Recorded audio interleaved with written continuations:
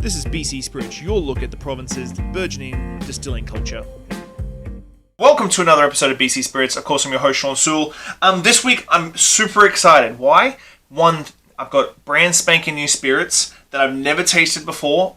Not a new distillery, but one that's just sort of started to come out of the woodwork now that COVID-19 sort of hit. I'm really excited about these, and I'll tell you why in a bit. Second reason, my hair looks fantastic today. Look at that grey streak right through the middle. I need a haircut badly. Thirdly, Canadian spirits. This is the giveaway we've been doing for the last week or so. What you're going to do is Canadian Spirits by Christine Zismondo and Stephen Beaumont, so I don't cover up the brand. What you're going to do is you're going to go over and subscribe to the YouTube channel, drop a couple of comments, and I'll put you into the running for a copy of the Canadian Spirits. I've got 3 of these, so for the next couple of weeks, we're going to be giving these away, and then I've got a whole schwack load of books coming up for the next couple of weeks. This book is by far epic. It goes coast to coast, looking at all craft distilleries. If you really want to get down and dirty with craft distilleries, this is the book to get. So this week's winner, going to put it up, is Adam Dua. So Adam, if you're watching this episode, hit me up on socials, or I'm going to probably reach out to you tomorrow. I'm going to announce it officially today on all my social media channels, so you'll be able to hear it. So congratulations, buddy. For everybody else, keep subscribing, keep commenting, keep watching, and you go into a running for next week. So let's get back to the first reason I'm happy. If you know, I have a massive love affair of eau de vies and sort of those Germanic, European style liqueurs and spirits and stuff like that. So these ones are brand new. I don't think anybody in the province actually makes schnapps and calls it schnapps. These aren't going to be your sticky, shitty peppermint schnapps that you would have got at the nightclub back in the day. These are legit schnapps. So the Elderberry Farms, I'm going to show the little logo there, the Elderberry Farms, they're up in Wycliffe, and they're Hungarian family. I believe they're first generation Canadian, but they grew up with elderberries, elderflower, all these sort of syrups and schnapps in the house, and so this is what they've created. And I really love the fact that they didn't go the traditional path of maybe calling it a flavored eau de vie or something like that, but it is a traditional schnapps, which I have only tasted a very small handful of traditional schnapps. It's just not something you really get, and unless you're going to Germany, Austria, Hungary, those sort of places, you don't really see very much come here. You get a lot of eau de vies, which is very clean distillate, but these are sort of infused and double distilled sort of spirits. They're not liqueurs because there's not a lot of residual sweetness. 30% alcohol. So I'm really excited because I haven't ever tried these. They arrived today. Super stoked to try the lineup. 5 of them. So I am focusing just on Elder Brothers, but I am actually just focusing on schnapps today. So schnapps. I just love saying schnapps as well. So let's kick it off. Thank God I unwrapped all these to start with, because I usually balls that up at the very beginning and end up having to unwrap it on camera, which looks like an absolute tool. So elderflower and cherry. Everybody loves elderflower. I did the Arbutus Distillery elderflower liqueur just the other day for Spirit a Day. If you haven't been watching Spirit a Day, you got to go watch Spirit a Day. It's a lot of fun. Oh wow! You definitely get the distillate. Now schnapps traditionally would be served chilled, and you would literally after dinner. It's like a digestive, a nice finisher for dessert. Similar to what you drink eau de vie in Germany and stuff like that. Drinking liqueurs are a big one in Austria.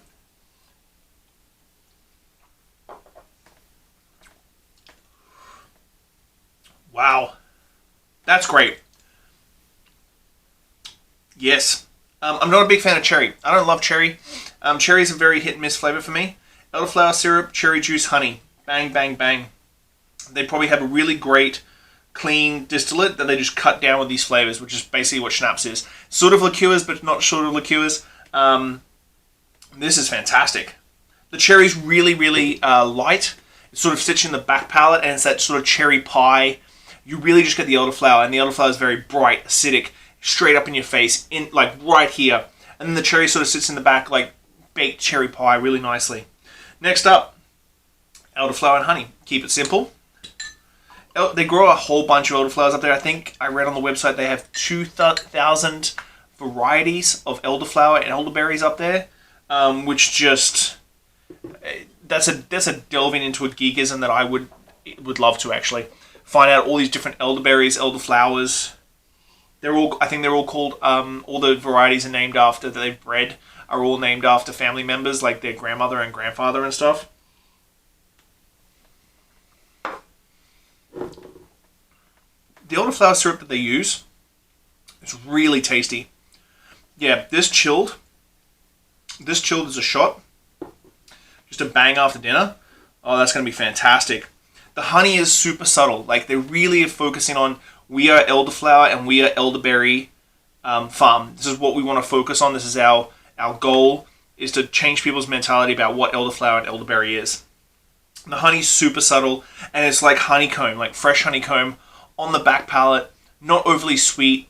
I'm getting no cloying sweetness. Like, I'm not going like I need a mouthful of water or something. It's clean, 30% alcohol. Oh, it's going to be a killer drinking game. But also really great modifiers as well. These could be like fantastic bases for cocktails that wouldn't be classed as flavored vodka per se, but would be really good complex base spirits to have like another modifier like that 25%. Because a lot of modifiers in BC are up in that 25 to 30% mark too. So I wouldn't class these as modifiers. I class these as a base, and using schnapps as a base. 1.5 ounces of these would be money. Next up, cherry and honey. I'm going to change it up a little bit and go cherry and honey. Like I said, cherry, it's a hard flavor for me. I think it's a hard flavor for everybody. I think except for Europe, where cherry is well accepted. Here, it's like, if you have cherry, it means that you're having medicine. But again, I don't know where they're getting the cherries from, but the cherry is very stewed, cooked, cherry syrupy sort of, not and juice, but like not in that sort of fake cherry sort of flavor.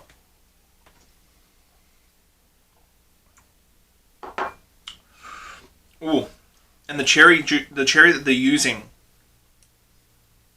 Wow, cherry that they're using isn't just cherry like juice. You get the skins and the pulp. You get some of the seeds in there. It's a little green in there. The cherry's fantastic. Again, the honey, it's like that cracking fresh honeycomb in your hands. That sort of, it's very, very subtle in the back palate. It's almost like someone a backup singer in the back and letting that cherry just be forefront. Next up is one that I've never tasted before. I've never tasted elderberry juice. Elderberry juice, there's a fair bit of sediment in this one, which is a great sign. It means they haven't over filtered it or anything like that. So elderberry is obviously the berry that comes after the elderflower. This is a very like European, Scandinavian sort of flavor profile. Elderberry is huge in Scandinavia. Scandinavian cultures eat this up. They have a whole series of summer drinks all based on elderberry. Ooh, but I've never tasted elderberry juice.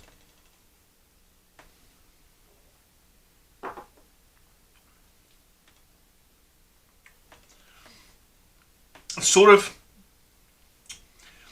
got cherry notes in there, but it's also got like blackberries, and it's like a mixed berry, like a mixed berry medley on your tongue. No red berries, all black and dense berries, cherries and blackberries and that sort of thing.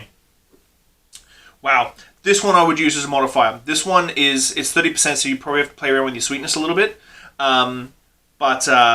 Yeah, this one is a modifier. Like, I'd be using this with a gin base, maybe a little lime lemon juice in. Oh yeah, gin, lime, lemon, shake that up.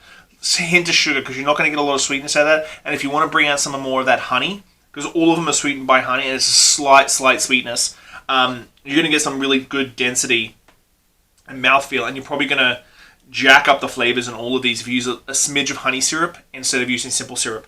Next up, and the last one. This one is kind of cool. I feel like this one has been made for the grandkids when they start coming of age, to get them, like, start getting them drinking alcohol properly instead of them drinking growers' massive 2-liter ciders. Like, it's an Applestrudel. Now, I love Applestrudel. Applestrudel as a kid, my mum would never make it or anything like that, but it was one of those flavors that just remind me. I had apple danishes. Growing up, I moved a lot, so like we'd always find like a nice deli or a bakery that we could get like apple strudel or apple danishes from. I really love it. This is apple and cinnamon. This one's still 30%, but it seems a little stickier than the others. It's got a little viscosity, a little density to it.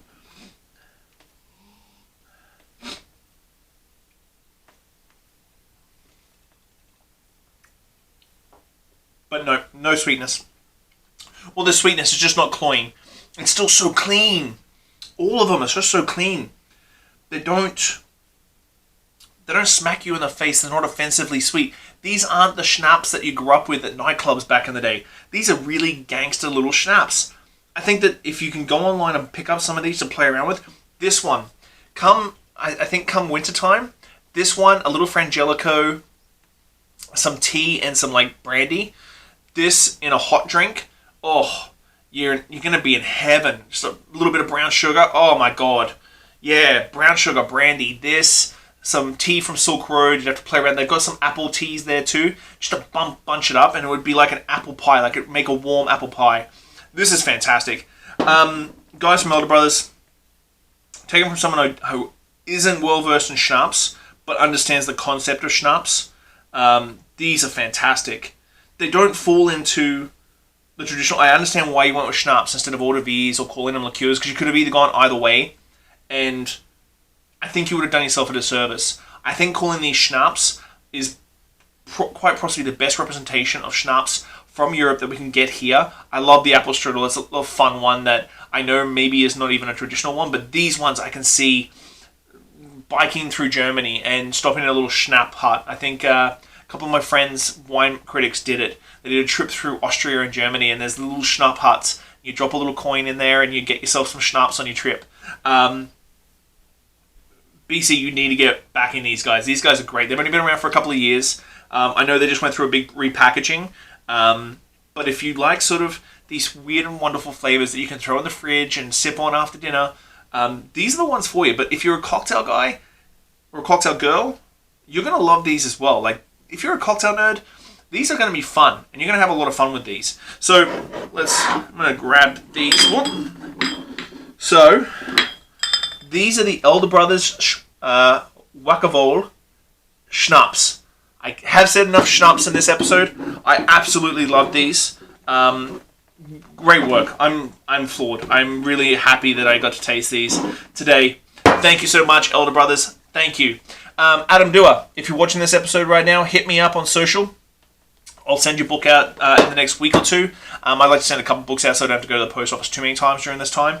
After this, it's probably going to be my book. I know that's a little narcissistic, but I have my book here. I'm going to sign the copies. These ones aren't signed, unfortunately, but I'm going to sign the copies for you, and I'll ship those out for you next. But that'll be in about a month. So go to YouTube, subscribe, like some videos, comment, watch as much as you can. Go in the draw for that. Thank you very much, BC Spirits. I will see you next week, or actually, I'll see you in about an hour and a half, 2 hours when I do Spirit of the Day, which I have no idea what it is. So see you later, guys. Bye.